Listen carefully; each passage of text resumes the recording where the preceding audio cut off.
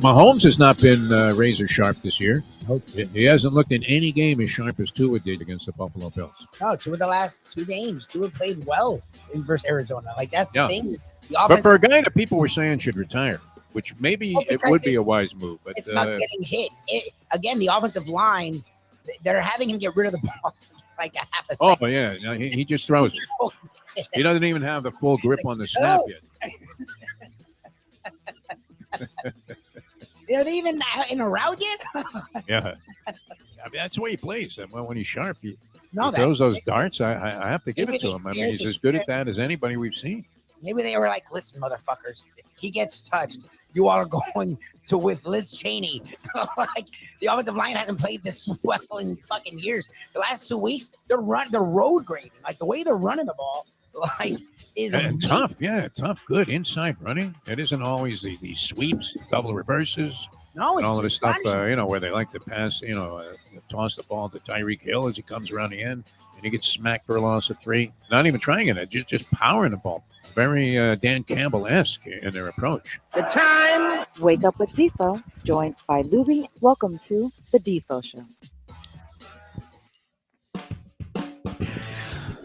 A very pleasant good morning, everybody. Beautiful day here in South Florida. Great to be with you, and great to have you with us for a Degenerate Friday edition of the program. We've got Mike Lubie Lubitz. I'm Jeff DeForest, and the professor will be joining us with what we consider to be the highlight segment of the week, the professor's big board. Always a lot of fun. That's coming up later on. Also, some college plays from the professor, who last week got touched up a little bit. Again, not having his strongest year in terms of on-air selections. I'm hoping that some of his other stuff is coming through. He actually, and I joked with him because when I saw him yesterday, before we got into the election, because it was the first time I was seeing him, I was like, so how you doing? Ariel Cine, is that what he was like, I was like, I hope it was Hank a little bit where you did a little bit of stuff that wasn't on there. He's like, no, not everything was on the air. I'm like, oh, that's good. Well, he's giving out 3-4 games on the air. It might be betting. How many games would you say the professor bets in a week? Does he bet 10, 20? I don't know, about 20. Not 20. I don't think he goes crazy. 6 to 8 or 10, something like that. 8 or 10 games. All right. But so everything's heavy. Like the level of action varies, he told me, from. I'm sure he's given out. I mean, in the past, he's had nothing but winning seasons. I don't recall him ever having a losing year. He's had losing streaks. He's had a couple of seasons where maybe he was hovering around 500 for a lot of the year and then bailed out at the end. But this year so far, I mean, he hit his Friday night game last week and then whiffed on all 3 on the Saturday games that he gave out. Does have some interesting selections for this week. We'll get to that later on in the program. In the meantime, is it true, Lubie? I know you're not betting a lot of money on NFL games. I'm really not. I mean, I'm involved in some action there with my buddy Francesco. He gave me the Ravens last night, but is it not proper? I mean, appropriate? Every time you're watching an NFL game, it's Gary Gilmore time, is it not? I know that's an arcane reference. But literally, they may as well give you a blindfold and a last drag on a cigarette, because it always boils down to this. Look at this game last night. You had the Ravens trailing by 2 touchdowns in the third quarter of the game. They come back. They take a 7-point lead. And with 28 seconds to go, the Cincinnati Bengals have a 3rd and goal from, I believe it was like the 4 or 5 yard line, somewhere in that neighborhood. All right. And Joe Burrow had been under some pressure, but he managed to dodge the pass rush by stepping up. It seemed like it was only a matter of time before he got creamed in that spot, which we've seen many, many times with the Cincinnati Bengals. Another one of those teams that mysteriously can never correct their offensive line deficiencies. Fair statement, Lubie? I mean, where are we familiar with that activity? Here. Oh, Miami has the Dolphins, the greatest football team. They can't protect the quarterback. It really is obscene. Yes. It's unbelievable. Now, they have a quarterback they can protect because, as you heard from that clip, it's true. I mean, he throws the ball before he even gets his hands on it. It's just one of those things where you just immediately flop the ball out there. So anyway, it boils down to this. The Ravens are laying 6. They're up 7. 38 seconds to go.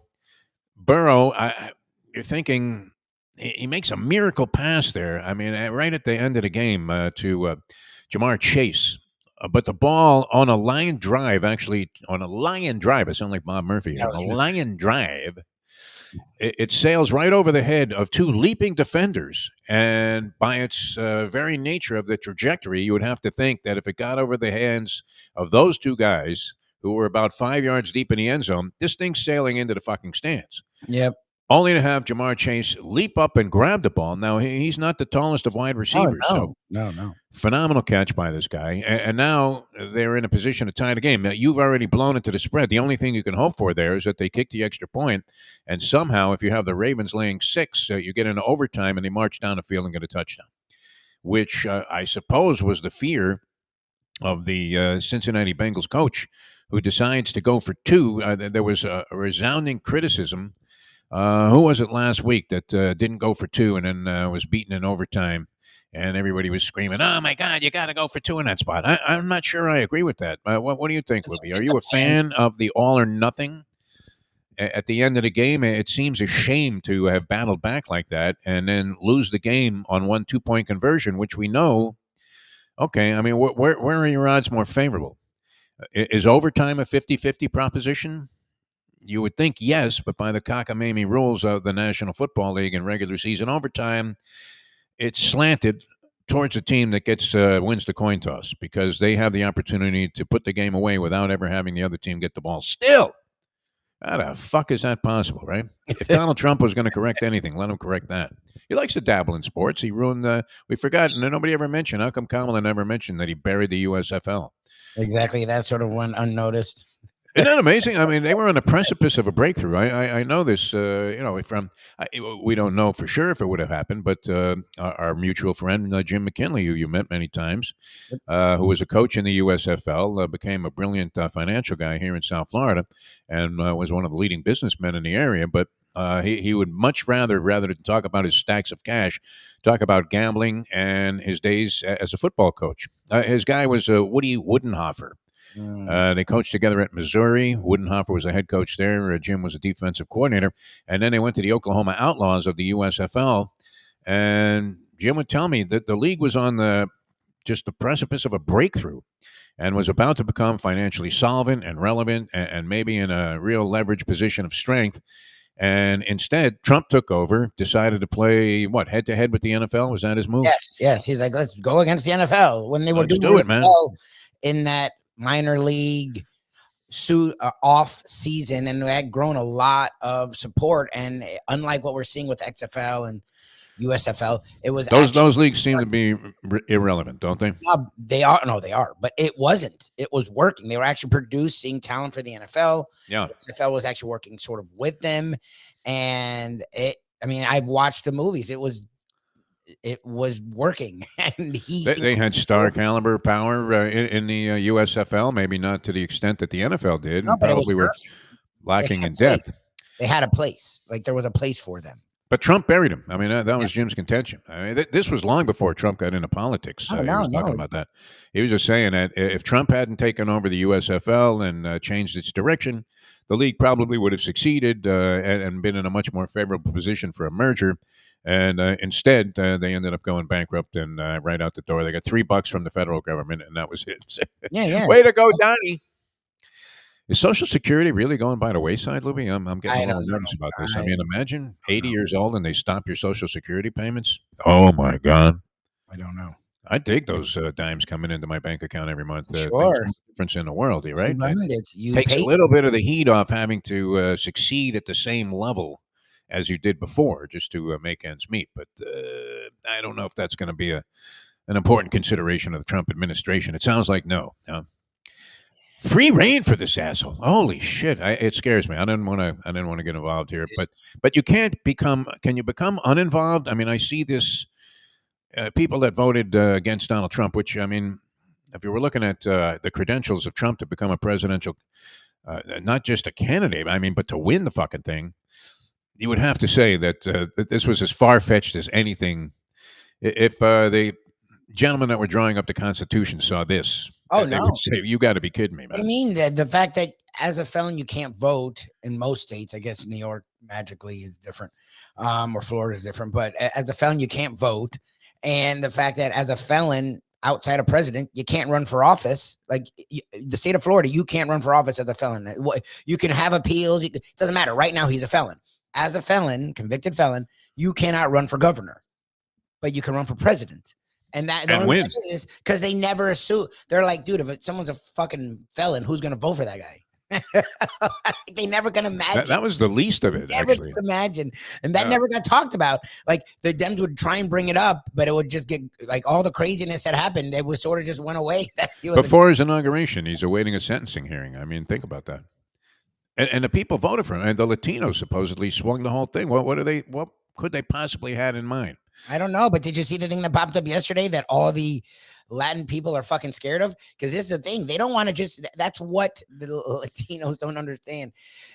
First of all, wet foot, dry foot ended like a decade ago. So the Cubans putting themselves on this pedestal are fucking stupid because they're not any different than any other immigrant at all, let alone black or brown immigrant. But this thing that they don't just want to get rid of, they talk about it. It's like, well, abortion, it's about baby. No, it's about controlling women. Getting rid of the immigrants isn't about just getting rid of the bad ones. There's not bad ones. It's literally less than 1% of the immigrants commit crime, not violent crime at all. Because again, think about it. You're running away from shit. You're here.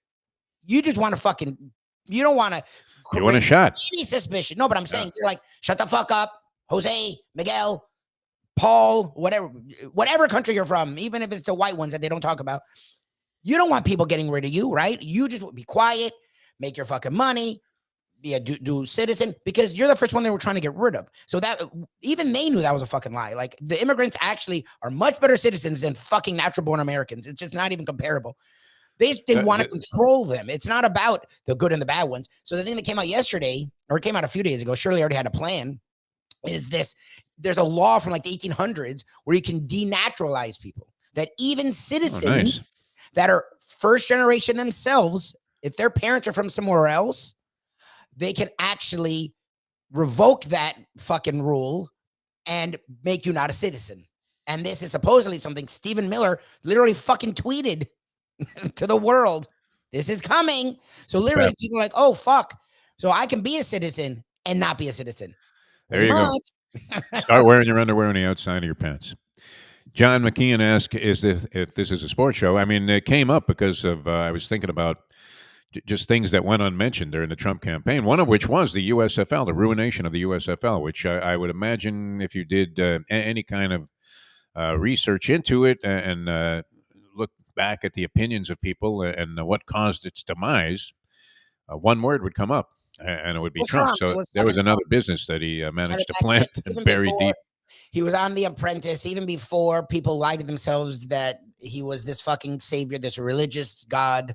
He was fucking shit up then. In the middle of his bankruptcy and in the middle of all the shit, before any of it, actually, he fucked this up on his own because of his hubris and because of his ego. Yeah. So do we bury ourselves or do we, mount some kind of we live our lives, resistance? but I just love the people. Go enjoy your fucking win. Leave us the fuck alone. Yeah. We're going to talk about whatever the fuck we want. This bullshit where LeBron can't talk about politics, but fucking the kicker for the Chiefs can. Get the fuck out of here. The kicker for the Chiefs, who has nothing behind him but racism and misogyny. We care about his opinion more than LeBron, who has 500 million followers. Get the fuck out of here with that bullshit. Like, I'm really sick of, you only care about people talking about politics if it's the other side. Yeah. I've never told either side to stop talking about it, because I think if you have a platform, you should talk about it. But the other side is important. Yeah. They love doing that. Well, is this a sport? No, it's not a fucking sports show. Have you ever heard of we've been doing a show for goddamn 14 years. We've never shied away. I think it's bullshit to do a show in this day and age and go, well, there was an election yesterday. Pretend everything's fine with the world. Yeah. Get the fuck out of here. Well, there was an election yesterday. Yes, there was an election yesterday. Get the fuck out of here. This is the toy department. I would have to say, Lubie, I don't actually censor people, but go away. I'm done. Wow. Bye-bye, John. See, I don't. You know what? People are entitled to their say. I don't have a problem. Tell me to shut the fuck up on my own fucking show. Get the fuck out of here. Oh wow! All right, it's getting hostile. You do get into some hostile arguments, but you won over Brian Schwartz. You guys used to have insanely hostile arguments. Don't tell me what the fuck to say, and don't tell me how the fuck to say it. That's my problem, and that's why I love this country. I'm not going to get rid of John, because you're right, Defo. We don't censor people here. Well, we're not eliminating anybody. Fucking me. Yeah. God damn. Hey, like I said, I mean, it's overwhelming. I look. I've seen many people that have had just absolutely they're so appalled that they don't even want to talk to people anymore, and they've eliminated half the people in their family and their friends because they're parading around bragging about how great it is the country's going to be now that Trump's in control. I'm looking at this and thinking the mess that will be left after 4 years. It's probably going to be almost impossible to turn back around. That's just my thought. So I'm hoping to just find a way to deal with it, and everybody's going to have to. But I don't know that just being quiet about it and saying, "Hey, look at that," these people got what they asked for. I'm not sure that that's really the solution either. So we'll see, Libby. I don't know that you can ignore what's going on in the world if you're doing a Look, talk it's show. fine. Yeah. We'd rather talk food on Mayo's show. It's a lot easier, yeah. I mean, to talk about who's doing well against the spread. I mean, It's fine. That's the just as best of our crucial. shows. But you know Yeah. what?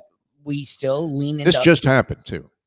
It is Yeah. what it is. I'm sorry, man. After years of anxiety and Go to you know. Outkick. Go to Outkick.com. I'm sure you'll get plenty of sports Oh, talk yeah. there. All right, leave this poor man alone. All he did was make a comment. I'm glad he's participating here on the show. I don't care what you have to say. Just go ahead and, it's nice to see these comments on the chat line, regardless of what our opinion might be of them. All right, a couple of things, Louie. We have some games coming up. The professor's going to join us here in about 10 minutes on the program. The Cats win last night. They're on fire. They won 6 in a row. Florida Panthers 6-2 over the Nashville Predators. It was never really much of a contest. They're now 10-3-1 on the season. Winnipeg leads the NHL 13-1, Lubie. Yeah, that's That crazy. is one of the great mysteries Where do they of come what's from? happened so far. Carolina, routinely a pretty good team, and always, I think that was my wise guy pick to win the Stanley Cup last year, Carolina. And Carolina ends up now with a 10-2 start, 10-2 start to the season. So those are the hottest teams in the NHL, as you have the Panthers among them at 10-3-1, including a couple of games that they won in like Finland. So they've managed to overcome some. Well, I guess that was very favorable to them since it was Sasha Barkov's hometown they were playing in. So probably felt pretty much like the home team, but nonetheless, good start. Very good indicator. You didn't want to see them come out lethargically, or maybe you're looking and they lost a couple of guys because they won the Stanley Cup, and so rosters of championship teams routinely get rated for free agents and anybody that they can pick off the roster and around the league. And so far, so good. This Bill Zito, pretty impressive. I mean, the way he's able to first build this thing and then keep it together on top of the fact that he made a lot of changes to that championship team from the team the previous year that was so good they won the President's Cup. And he wasn't afraid to go ahead and he had to undo some things, unfortunately, but he managed to make all the right. Who do we know in town that's always made all the right moves? Riley did for a long time. Riley, good. Yeah, whatever he could do. But look, the Dolphins early on. The Dolphins went from being an expansion team to being Dave Dombrowski. Could power. we say Dave Dombrowski fits the category? Dombrowski built a lot of 2003. So, yes, Dombrowski's right up there as well. Imagine that. They told him to dump everything, and he still managed to come back a few years later in a completely different direction, a radical departure from the kinds of things that he usually did, which was get star players and pay very little attention to farm systems. And then all of a sudden, he takes a bunch of guys out of the farm system and turns them into a championship team a few years later, sprinkling in always a couple of key components that made the big difference. All right, the Heat 3-4. They're on the road tonight against the Denver Nuggets. The Nuggets are not quite the same team that they were the last couple of seasons. Aaron Gordon looks like he's going to be out for a few weeks. He's been the second best player behind Jokic this year. Jamal Murray has had issues with concussions, and so he is not even a certainty to play in the game tonight. Good opportunity for the Heat here at 3-4 to go on the road, steal a game that may otherwise have looked like a certain giant L, as they will have their full complement of players going. And without Murray and Gordon, I don't know. Murray, I guess, is a possibility to play. I'm not sure how effective he's going to be if he's seeing stars, but Gordon was a key, huge element for, and always seemed to be a big factor in games against Miami. Did he not? I mean, he was a big factor in most Denver Nuggets games. The Heat struggled to deal with Aaron Gordon. Yeah, he's a beast in there, and so that looks very favorable. And of course, we have the University of Miami. Great debate about which way to go on this game in terms of the point spread, Louis. I don't know that anybody doubts that Miami's going to beat Georgia Tech. They're going to beat Georgia Tech. Is that a veritable certainty, or do we have to again go to an extreme crystal ball factor in this I one don't know. and say that after becoming a 9-0 team and being ranked as high as number 3 in the college football playoffs rankings, or number 4, that he goes out and loses a game to a team that started the season with what looked to be an upset at the time, as they knocked off Florida State in that game in Ireland, and haven't really distinguished himself as being any juggernaut or world beater since then. No, they're average. Yeah, very average at best. Is an average at best team good enough to cover 11 and a hook against Miami? Many people feel that that is the side to be on. We shall see. I got torched last week getting 20 and a half with Duke. And that's the 20 problem. and a half. Is the Canes went through that stretch where they were flirting. And look, again, it's not like they beat the crap out of FSU for most of that game, but by the end of it, they pulled away. FSU did backdoor it a little, depending on what your spread was set at for that game. And last week, again, they were down in the third quarter and then found a way to just pour it on late. So I think they win. 11's small enough where they should cover the way that their offense has been scoring in the fourth quarters. But I don't know. Like, Georgia Tech is, again, one of those teams that's, as much as they've been up and down this year, they're coached well. They're fundamentally sound. They play decent enough defense. Their offense is a little hinky, which could give that defense. That's one of those I would leave it alone. 11 is not. I think the Canes will cover 11. It's not like some scary, crazy spread, but the Canes sort of mess around. Like, it's just what they've done for the last month and a half. Not a great defensive team by any stretch of the imagination. So, if there is a giant vulnerability when they get into higher company, the weird thing is still, I mean, they've been tested, but by teams that should have never been able to go toe-to-toe with the Hurricane football team, at least not reflective in that 9-0 record and very high ranking. You can talk about Ole Miss hasn't played that many teams, and Penn State really hasn't played anyone. And I agreed with that last week, but they've all played at least one ranked team. Like, Miami hasn't played one team that was ranked. The only team that they played that had been ranked was coming off two straight losses. Like, they haven't played any team that is comparable to where they're ranked. So, yeah, and a couple of hairy victories that they mixed in there, like 3 out of the last 4 games. Yeah. So, well, we'll see. But anyway, they're on the road, and the Dolphins also on the road. They take on the Rams Monday Night Football. 1-point underdogs to the Rams on the road. Miami Dolphins at 2-6. A few people holding out hope that they can really salvage anything of significance out of the season. Is another 9-8 season. I was reading a list, had it here, of the top 10 NFL coaches on the hot seat, Lubie. Okay. Are you inclined to have any interest in a list of that nature? I mean, this was comprised by somebody on CBS Sportsline, where I log on every morning and take a look. It's not always all that scintillating, but they do speculate about a lot of different shit. All right, so Mike McDaniel only ranks 8th on that list. At least he's on it. As you, depending on what Dolphin fan you talk to, he may be safe. Which I don't know what you're saving him for. 2-6 season, 3 straight losses, 0-2 since the return of Tua. And 8th, ahead of him on the list, Stefanski with the Eagles. How is that possible? I know there was talk about this last year. It seemed absurd. With the Browns, Sirianni. Oh, Browns, yeah, Browns. Sorry about that. And yes, Sirianni's on the list ahead of Mike McDaniel. Sirianni, he's one spot down. They're 6-2, but they hate him. They really do. I mean, a guy took a team to the Super Bowl. He might have blown that Super Bowl, or they'd have a championship.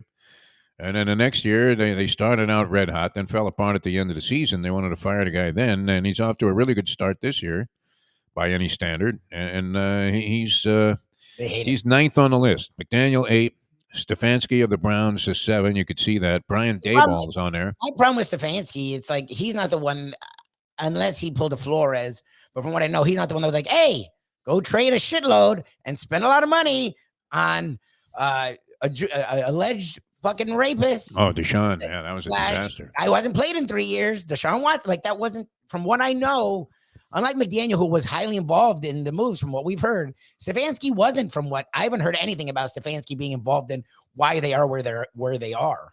Like, that's seemed like a pretty good coach before they got Deshaun Watson. That's for sure. Gerard Mayo's on there after half a season. I mean, what's he supposed to do? Matt Eberfluss ranks 4th on this list with the Chicago Bears. I don't know. They're coming back to reality, I guess, Better. after again on a winning streak. Doug Peterson, you would have to think, is probably toast He's after done. this year. He's done. Gone. These are the three. Well, you're down to the last three. These are the three that will be fired. Antonio Pierce, Raiders, Yeah, came in as an interim coach, won the world over there. What did he do? He went 5-5 or something last year. They gave him the job. Thought it was somewhat deserved. That the guy deserved a shot, as interim coaches go. You are often overlooked for some other old grizzly bear that comes in there that's been out of the league for 3 years or coaching in college.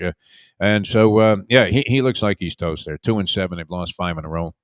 And number one, McCarthy. Yeah, McCarthy. I mean, he's done. He never should have been hired. Lame duck too. I mean, I think he has nothing left on his contract except the remainder of the season. But the problem again is Jerry doesn't like to get rid of these guys. He likes yes men. He doesn't like getting rid of them. You're right. And he also, if he does get rid of them, he replaces them with them. It's just another Dave Campo guy that's failed somewhere. We know he's not really going to succeed here. Like even Parcells, first of all, you knew that was never going to work, and Parcells was already pretty much done. It was like Jason Garrett, that type of guy. It's always guys that you know aren't going to be real deal head coaches because he doesn't want that. Yeah. What was this? There were some comments on here. There are a lot of them here. But Belichick. Brian's doing the Segredo where he's like Belichick. Oh, Belichick? I don't know. I mean, is Belichick coming back to coaching? I think he might be digging his life right now. He may come back to coaching, but to me, it's because of the DC, the relationship he has with the Maras, the Giants would be the number one. And then there's a weird thing with Jerry Jones and the Cowboys. I don't know how that would work on any level, but they've supposedly flirted with each other a little bit in the past. He has like an affiliation, an affliction. He has like an affection for the Cowboys. So I can see the Giants or the Cowboys. People love throwing the Dolphins in there. I don't know where that. I don't see that happening. For some reason. I don't know why that's a thing. I mean, it may well. It's not like I know all in the. Have any kind of inside information, and I don't see that happening. I didn't even know if this was worth touching on that whole Bronny James to the G League thing. No, I mean the whole thing that was readily apparent from the time he was drafted that he wasn't necessarily of the caliber to be on an NBA roster. That it was all nepotism being paid to LeBron James, which I don't have a big argument with that. If the Lakers want to have their, what do we have, 12 guys on the roster that are officially active? No, I think you have 15. 15 active players on an NBA roster? Yeah. At least I think so. Okay. So if he's the 15th guy on a Lakers bench, I mean, are you really going to get all upset about that if it makes LeBron James happy after 22 years in the league? That's fine. Who are they fucking break? Yeah. But you could clearly see that it wasn't going to work out where this guy was going to blossom as some kind of asset to the team. And so shuffling back and forth to the G League. But is it even worth mentioning, or was it just an obvious inevitability? I think that's probably more the case, that this guy wasn't going to stick around. Did they ever mention that before the season, that this was part of the plan? I'd seen some speculation on that. What, the G League? G League. Andy says he belongs in a Z League. My Andy just said that's sad for him that they're doing it after he hits his career high too. Yeah. Man's on fire, man. Really evolving.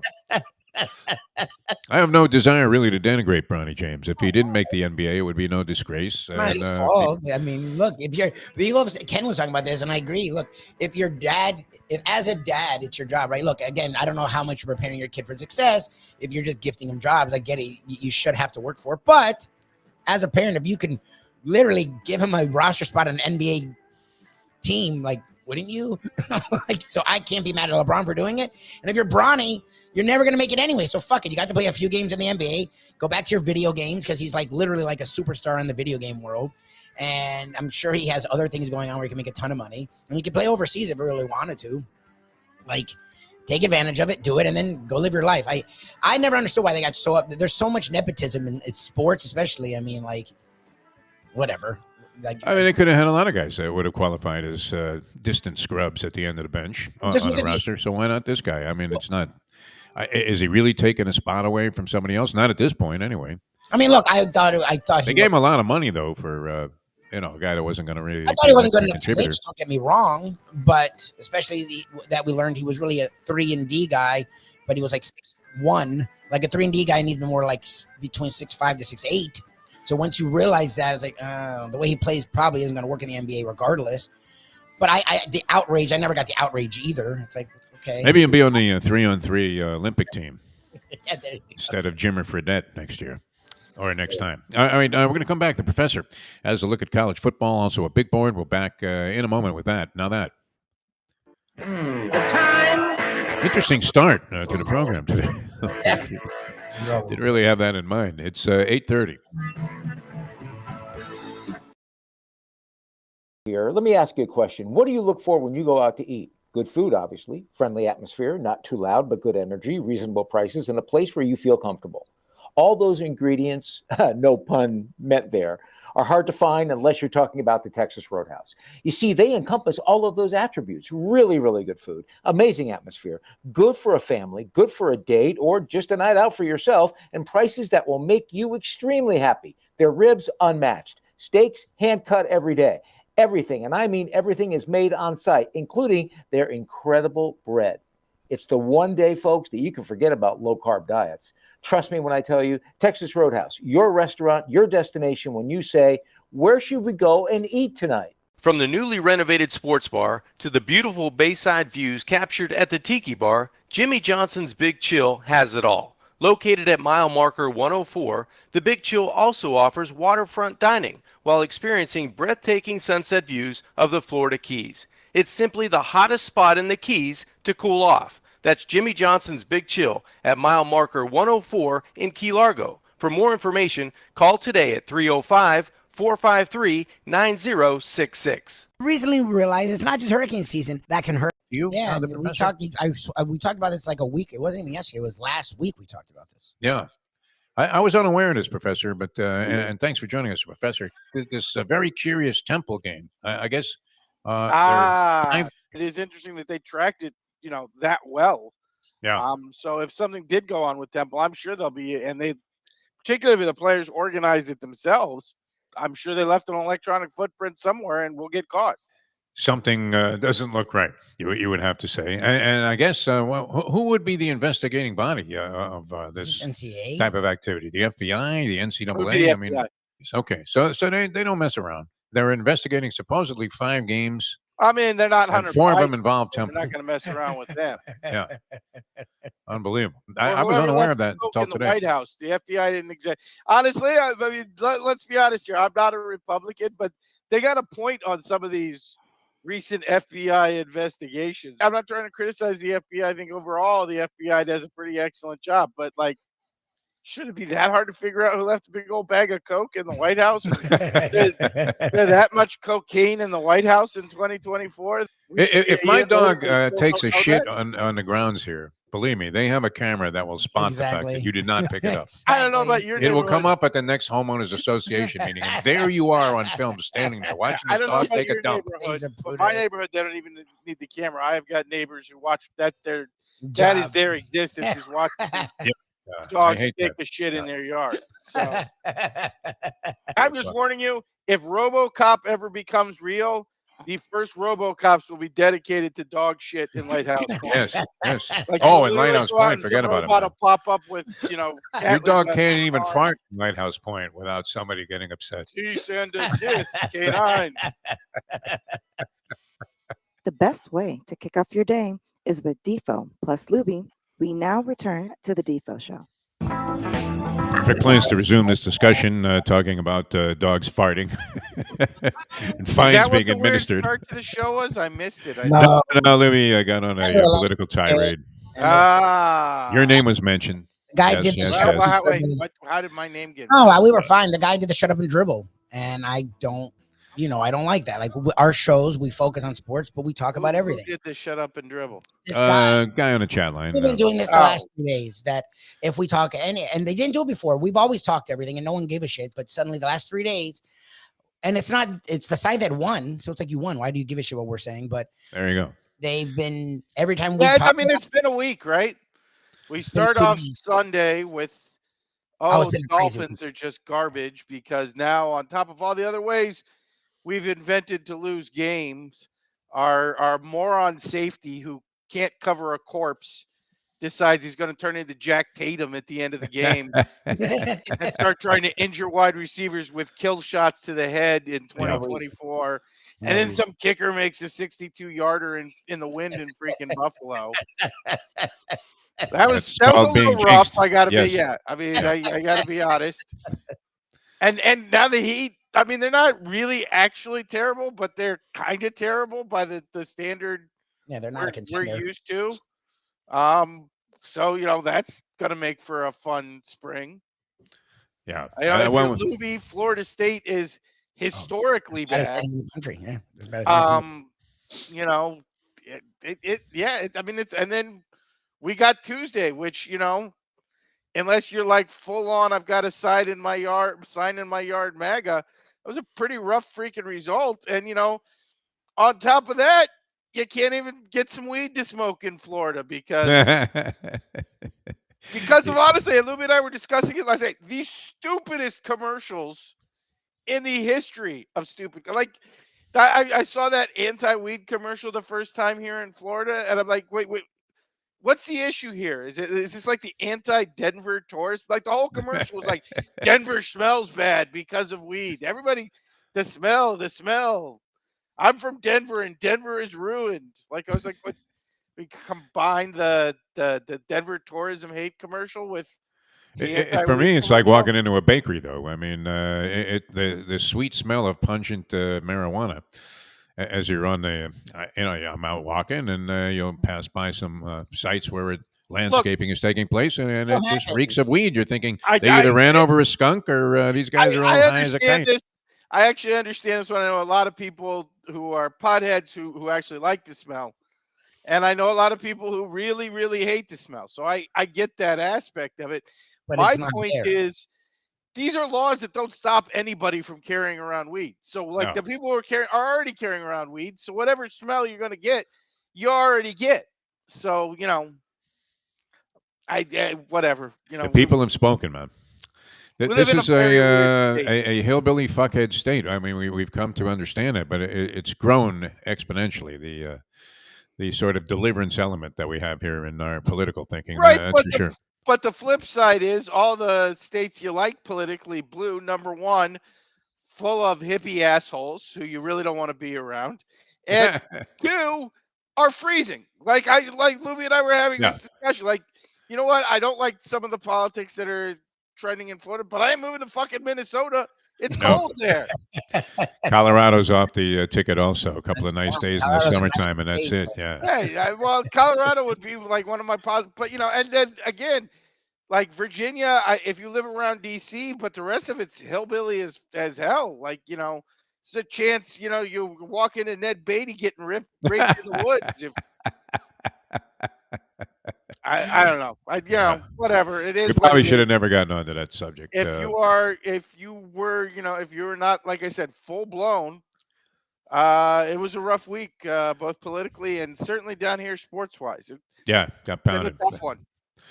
And then It's like last night's game was like the one of those. It was kind of a ball kicker either way. yes. Because if you had bet Cincinnati and you ended up winning, but you went the entire game totally in control, and then found yourself with like 2 minutes to go in the fourth quarter, totally screwed because they had blown it. And if you were Baltimore, like you went the whole game feeling miserable, then you're like, holy shit, I'm going to win and actually somehow cover this game by act of God, only to go down.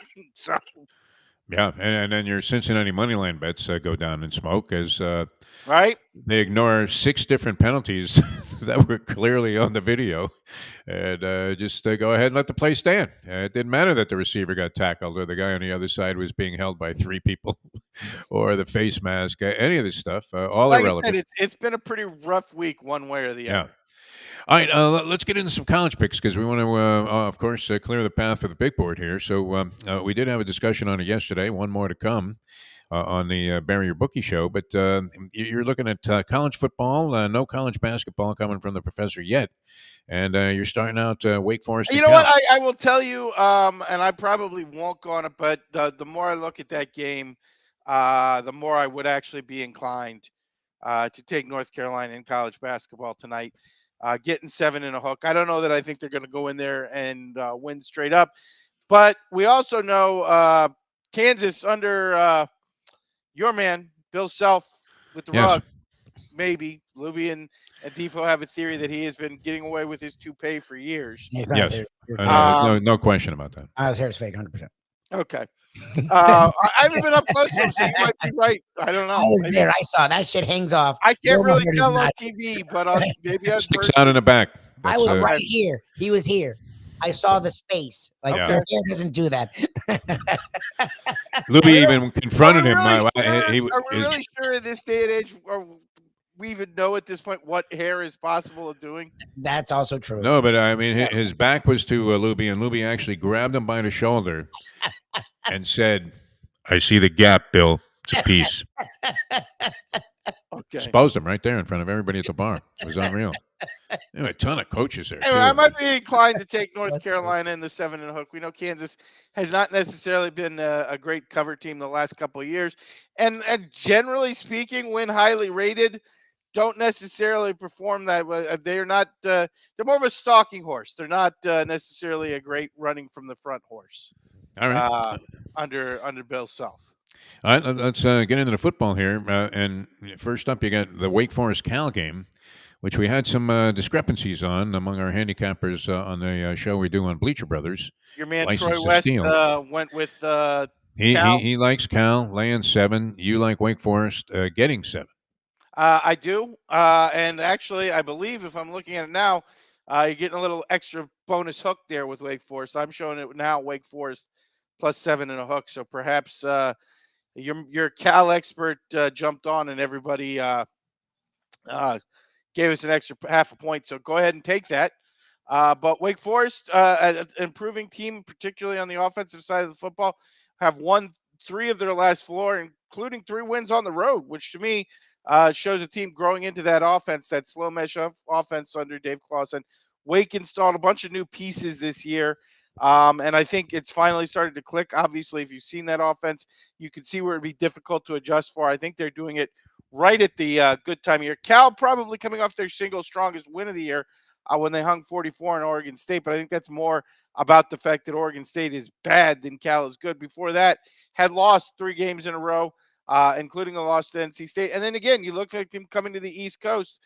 They've got 3 wins on the 3 games on the year, lost to Pitt, lost to Florida State, which in and of itself sort of says everything you need to know about the Cal Bears headed east to me. And yes, they did beat Auburn, but they beat Auburn in a game where Auburn turned the ball over 5 times. So not particularly impressed with Cal. I think Wake Forest is coming along. And again, East Coast team getting 7 and a hook at home from a West Coast team that has to fly through and play a Friday night game. I'm not the kickoff time thing's less impactful as the fact that it's a Friday night. So again, I think Cal's and on top of that, in the middle of a time change. So 8:00 kickoff in Wake Forest. It's gonna be, if you live down here, it's gonna be black as midnight at 8:00. So I think a lot of things throwing off Cal's circadian rhythms in this game, and mostly. We've been kicking butt on Friday night. This is the one that sticks out to me. So I will take Wake in the points. And don't be surprised, I think, if they get a straight-up win here. All right. Going with Wake Forest against Cal, getting 7 and a hook now. Georgia and Ole Miss, the marquee game on the slate this week. You're saying stick with what we know. Georgia's a hell of a team. I think there was an interesting dichotomy in the perception of Georgia coming out of that Florida game. A lot of people super disappointed in them coming. They came away with a 14-point win in a rivalry game in a situation where defensively you had prepared for a running quarterback and in the middle of the second quarter got stuck with a pure pocket passing quarterback who admittedly was the third teamer and you let him play better. But again, total defensive adjustment right in that middle of the game. And he won by 2 scores on night. I know they didn't cover. It was 14.5, 15-point line. I don't think that's a shameful game, but everybody sort of shaking their heads and go, oh, Georgia looks off again. Well, but if you buy that, then the pattern for Georgia under Kirby Smart for the last 3 or 4 years has been look shaky against mediocre or even bad SEC teams, come back the next week against a high-quality SEC team, and beat the dog out of them over and over and over again. So I don't see why we would break with that pattern. Georgia struggles a little bit with Florida. Again, I don't really look at the game as that much of a struggle, but bounce back to play Ole Miss. Ole Miss team Yeah, they beat up on me last week, but I still don't buy Lane Kiffin and Ole Miss. I think he's good for like 3 bad decisions a game that sometimes work out for him. More often than not, do not, particularly against quality opponents. I think Georgia's defense will show up big here. The question in this game to me is, can we get Carson Beck to finally play 4 good quarters of football as opposed to like 2.5 or 3, which is what he's been doing. He's been slow starting game after. I think this will be like the Texas game. I think the defense will come out very strong, hit Ole Miss with shock and awe, and Georgia will do enough offensively early on to get an early lead and just come in relatively easy on this game on a dominant defensive performance. All right, Georgia laying 2.5 against I'll Ole Miss. also mention in this one, Georgia should make this a total one-sided game defense. Georgia's very good against the run defensively, and Ole Miss does not run the ball well to begin with. All right, you're also looking at Alabama and LSU, and you're very much in favor of the Crimson Tide here.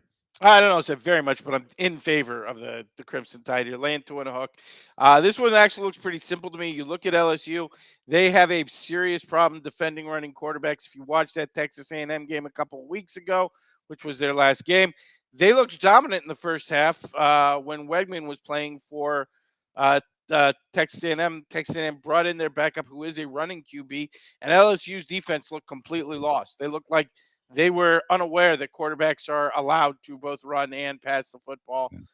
Seemed to think they were playing under some flag football rules where the quarterback must pass the ball.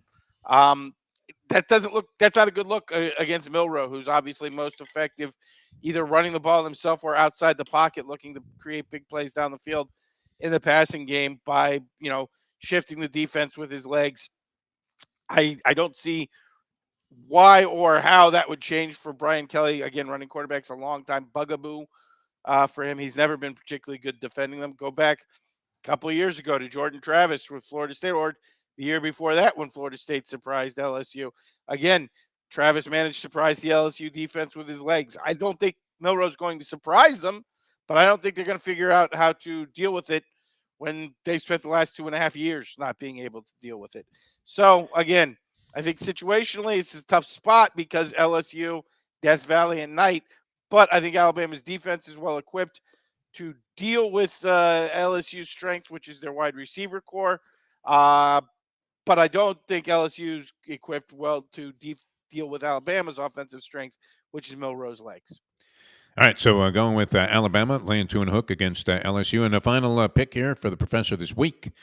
One of those sort of mystery lines, I guess it seems. I don't think it's a mystery line because everybody in the world who does picks, who's popular, is on the other side of this, but I just disagree with them. I would say it's more like a contrarian line, and that's BYU minus the 3. Again, rivalry game. People seem to be thinking that Utah is going to circle the wagons here. I've watched Utah. Oh, excuse me. I'm not showing this is down to 2.5, so even better. Is that right? We had 2 hooks moving our way. Again, everybody I've seen who does picks, some of the bigger names out there all over Utah this week. I don't get why, other than everybody seems to have been picking against BYU all year long, like we talked about on the show the other day. Laid 12, got 12.5 from SMU early in the season. Got 4.5, I think it was, from UCF just a couple weeks ago in a game they completely dominated. The main thing here is, to me, Utah is just a mess. I mean, they are not good at stopping the run. We saw that a couple weeks ago against Arizona State. Their offense has never adjusted to the loss of Cam Rising. The Wilson kid has not been particularly effective as a passer. He does run the ball pretty well from the quarterback position, but Utah, things have just spiraled the wrong way. And I think BYU, for whatever reason, is kind of nationally underrated. Nobody seems to be taking them seriously as an unbeaten team at all. Everybody seems to be on that Indiana bandwagon, and there's, I guess, only room for one Cinderella story in college football this year. Again, I've watched BYU pretty much all season long. They seem to be a very solid football team in every aspect of the game. They have a good power running game. The kid passes the ball pretty well. They've got a playmaking wide receiver. There's probably another Romney, since there's about 17 of them on the BYU football roster over the last decade or so. But I'm sorry, I'm blanking on his name, the 6'4" kid. Anyway, solid in all aspects, and have a very good pass rush. I don't see any reason to try to fade them in this spot, but it does seem to be a pretty popular pick going the other way. I'm going contrarian and say lay the 2.5, 3 with BYU. All right. There are the selections of the professor. Wake Forest, Georgia, Alabama, BYU. A four-bagger, and we hope they all come through. All right, let's do it. Let's get to the big board for this I know week. I'm a little scared because we are delving into the political with this week's big board. No, Oh, okay. And I don't want to set off Lubie Don't worry about the hate mail. or No, the it's not a audience by doing this. We But talk about whatever I the think fuck we want to talk it's about. something when has any worry ever actually stopped me, Lubie? I was doing the Yeah, I know. conceit to set up the board, but now you went and fucked that up. But no. Obviously, I think even if you were the most optimistic MAGA person or the most pessimistic Democrat, pretty surprising result on Tuesday and just a complete blowout. You know, it was, let's say it was a touchdown line and they won by 5 touchdowns. That's, kind of a surprise there. But I think there are some things in the sports world that explain the result. And that is what this week's big board is all about. So let's take us to the big board of the election being explained by the world of sports. And we're going to start with number 5, which is, I think, really, we should have known this because MAGA and MAGA folks were really ascendant this week. They were out and proud, and nothing that demonstrates that as much as one particular return to public forums and social media and everywhere else, and that is Ultimate MAGA. John Rocker returns to Twitter and Facebook, making his triumphant return to social media. Number one, the day before the election to celebrate Donald Trump's inevitable victory, and that was followed up the day of the election where he began to sell T-shirts with anti-immigrant slogans on them, which really about as John Rocker as you get. And I got to say, in a lot of ways, there is perfect synergy here because, I mean, look at John Rocker. He's got the mullet, so really batshit insane hair.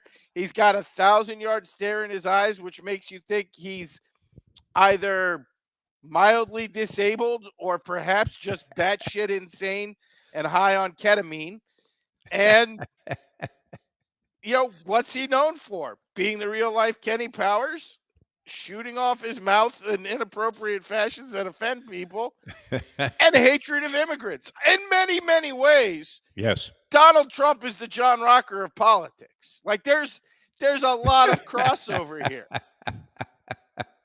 So the fact that we saw the return of one John Rocker just the day before the election perhaps should have predicted MAGA ascendancy because, I mean, if you were drawing up the perfect MAGA man, it's John freaking Rocker.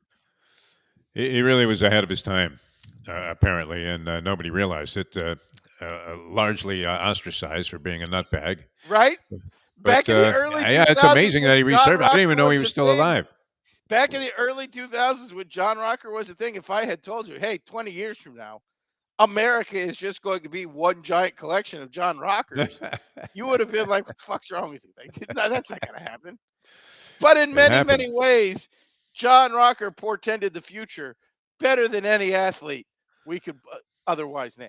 And in many ways, I got to tell you, as much as I love the man in the show, we should probably blame Danny McBride for making Eastbound and Down and making John Rocker socially acceptable because Kenny Powers was just fat John Rocker. Like they were the same. Very clearly, Danny McBride watched John Rocker and was like, you know what? That would make a great sitcom. All right, that's number 5. John Rocker returns. I was going to say, I didn't even know he was still alive, John Rocker. I didn't either. I don't think anybody ago. has been aware that he did Survivor at some point in the not too distant past, which like all Americans, I haven't watched or paid any attention to Survivor in like 20 years, so I had no idea that was the case. But yes, apparently John Rocker did Survivor and now has returned to social media to celebrate the MAGA era, which, again, is totally perfect because you can't get more MAGA than John Rocker. Perfect way to start it out. What's number 4?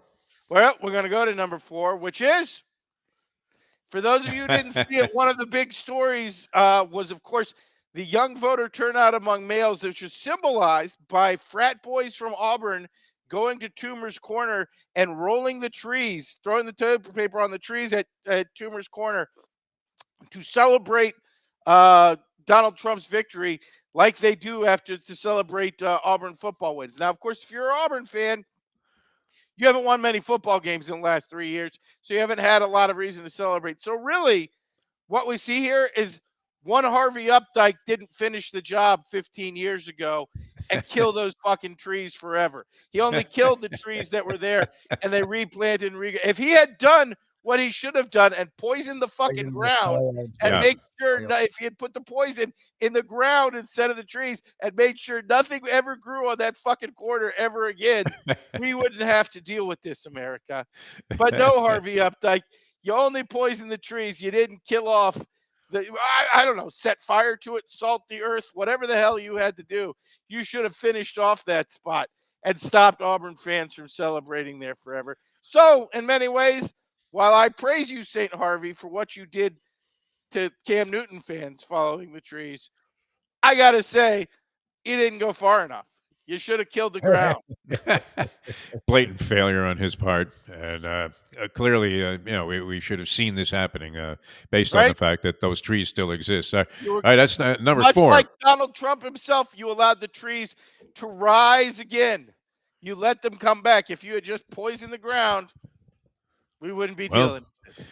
In a sense, there was some movement on to see that happened, but it did, which I guess is fortunate in this case for sure. All right, that's number 4. Number 3, and of course, one of the biggest stories of the week is the contrast in voting between 2020 and 2024. And there are tons of people who are wondering what the hell happened to somewhere between 10 and 15 million voters, particularly on the Democratic side, as Kamala Harris garnered 15 million less votes than Joe Biden did in 2020. And of course, one side is saying that's because they cheated in 2020. And the other side is saying, we don't know, but they just didn't vote. And I think we may have an explanation. And it explains something we've been wondering about a person's role within the Trump campaign and why they were involved. And that takes us to slide number 3. What happened to the 15 million voters? Maybe Danica Patrick crashed her car into busload after busload of voters. Maybe that's what happened in the last 2 weeks is they were just sitting there. Hey, Danica, there's a black church going to vote in Milwaukee early next week. Go get the NASCAR and crash into it. The pictures are classic. And now, like many people, I'm saying I don't know that it's physically possible to crash your car in a busload's worth of 15 million people. That's a lot of people. But I will argue that if there's any human being alive capable of crashing into 15 million people's worth of buses, it's Danica Patrick. That really, this was the perfect weapon to stop early voting, was to have Danica Patrick just crash a NASCAR into Caravan to stop them.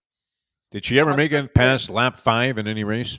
And she even put out a tweet this week. Oh, why didn't I get my invite to Mar-a-Lago for the party? And showed herself somewhere else.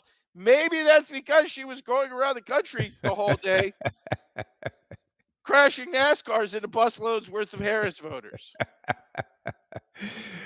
Probably let her come if she wasn't driving, I guess.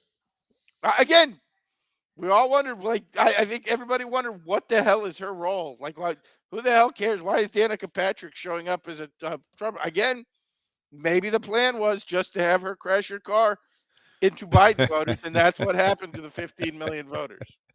Love to see her drive a car right into the Trumpsters' pool there at Mar-a-Lago. She shows up for the party. All right, that's number 3. Number 2. Number 2 is a subject we have talked about in the past, and honestly, one of the big mysteries here, of course, of all the demographics that trended strongly in Donald Trump's direction, and of course, it was literally every demographic was Latinos, males, of course, non-college educated males, even college educated white males went heavily for Donald Trump. But the big mystery one is everybody assumed that white women will turn out hugely against MAGA because of abortion issues and the overturning of Roe v. Wade by a largely Trump-elected Supreme Court. But, of course, they went the other way. And I think we personally here on the show covered this in the past, and that is Donald Trump figured out how to unlock the white women vote, figured out what white women really needed to hear, and that is stories about Arnold Palmer's genitals. That was the key all along. And he even said it at the time. If you remember, he said, we need to talk about this because there's a lot of sophisticated ladies in the audience. And it turns out that what white women from Pennsylvania really wanted to know were locker room stories about the size of Arnold Palmer's particulars. Who knew? At the time we laughed at it, it turned out to be brilliant political strategy that's what the white women of Pennsylvania were waiting to hear about was Arnold Palmer's junk. The long putter, no doubt about it, attracted a lot of attention, as you said. And a strange way for a campaign to be ignited. The numbers speak for themselves, vote in a key state. The numbers speak for themselves. Everybody assumed the white women of Pennsylvania were coming out to bring Harris to the White House.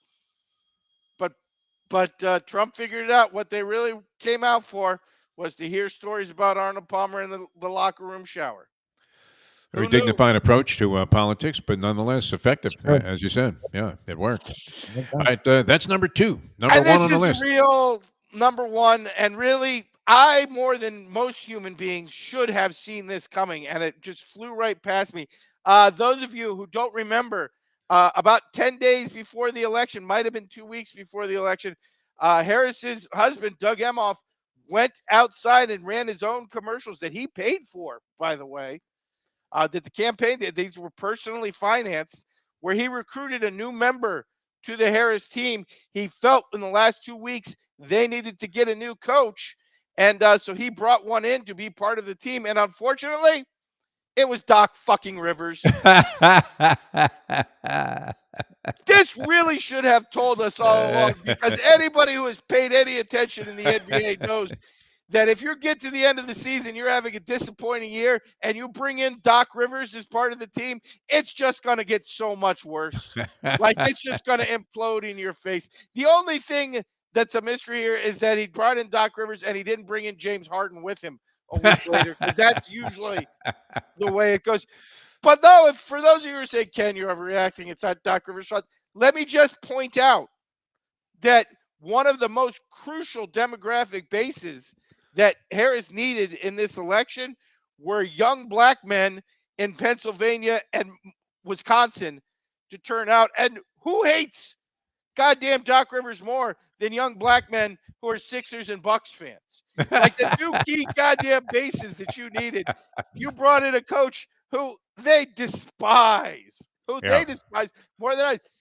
Honestly, this really should have been right where you knew the campaign was going to be an utter failure, was when her goddamn husband went out and brought in Doc Rivers to coach the team in the last 2 weeks. Ask any Milwaukee Bucks fan what happens when you bring in Doc Rivers towards the end of the season to try to close things out. What happens? Everybody gets injured, and you lose to the goddamn Indiana Pacers by 50 points a game. Honestly, we should have known. Because what happens with Doc Rivers teams? They get to the end, they get to crucial game 7, and you lose by 50. That's what happens when you bring in Doc Rivers at the last second. Classic all the way through. As always, Professor, brilliant work. We appreciate that. I'm sorry, Lubie. I can see the look on your face. I look like I have. No, I've just been reading some stuff that's freaking me out a little bit. But your Big Board was great. It was Big Board was a classic. I thought it was great. It was classic. We'll see you, Professor, in a few minutes, reprising much of what we did here on the Barrier Book. So keep everything in mind. Good luck this weekend. Let's have a winning weekend. Let's go, baby. Let's do it. All right, the Professor, ladies and gentlemen, that was classic stuff. All right, Lubie, we have to run. We'll be out at the track later on today. Mike Mayo's lunchbox, the lunchbox taking off and breaking new ground here as people are going crazy for this show. So we'll be out there at 1 o'clock. Tony Segreto should be on the scene, the great Tony Segreto. Yes, so always a lot of fun. Come on out, bet a few races, and have a good time as we head towards, it's only a matter of time here, a couple of weeks, and we're in that holiday mode. And that's when you know from that point on that nothing ever gets done. All right, we'll see you guys next time as we leave you now that. The time. It's 9:05. Let's go to eat a damn snack.